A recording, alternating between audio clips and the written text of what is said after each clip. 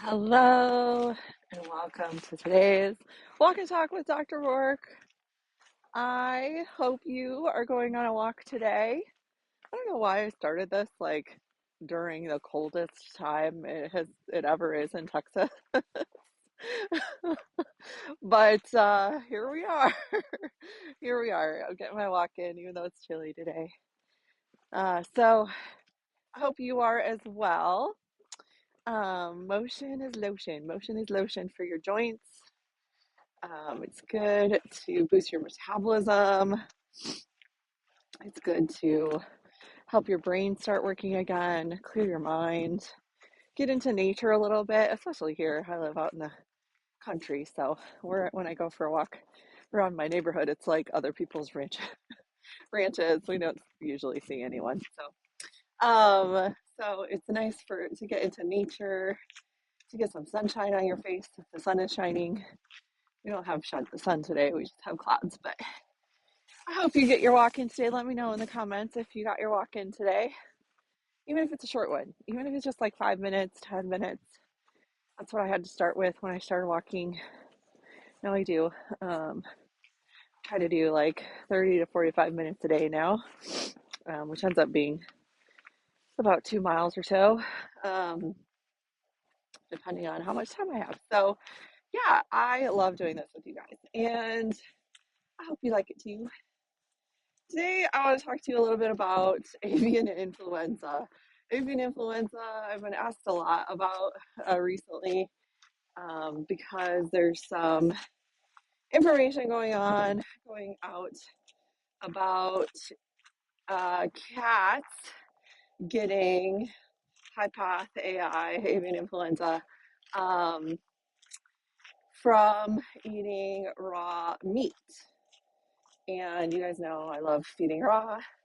I'm a big proponent of feeding raw, and we're talking about nutrition, so figure we talk about it since it's a hot topic. And my 2 cents on it. So yes, cats can get avian influenza. They have the receptors that can actually get it from birds. Um, so can people. And is it possible to, if a cat eats a bird that is sick with high path avian influenza, that they can get it? Yes, it is a possibility. So if you have a cat that likes to hunt birds and you're in an area where it's like a little hot spot of it right now, it might be good to keep them inside. Um, do I think the food sources are contaminated with it? Most of the large commercially raw places will test for it, and so you're probably really safe. I'm not super concerned about it. The chances of getting it from food are very, very, very low. Is there a possibility? Yes, but it's very, very, very low. Um, they shouldn't be killing sick birds and using them in food anyways. So I think that the hype and the dangers of feeding raw chicken or turkey to your cats, um, I think that the large food companies are using it as another ploy to put down raw food. That being said, there is some risk.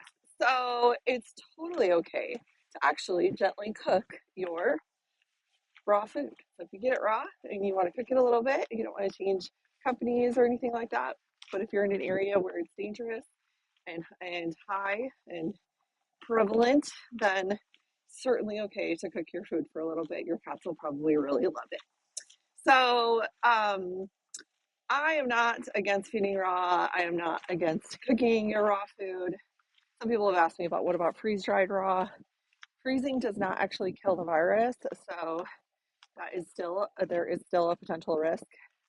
That being said, I think all these cats are also indoor outdoor cats. I think they're actually getting it from birds that have it, live birds living on the farm and things like that. And I know I saw a story yesterday that a bunch of the big cats in Washington actually got it.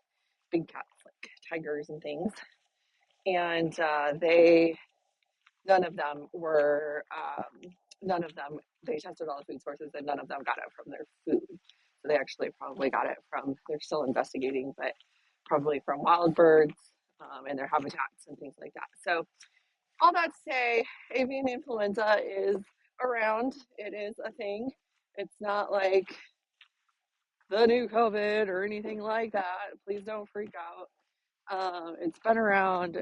It gets bad some years and then it goes away for a little bit, but it is around, and there are some spots that are considered somewhat endemic for it.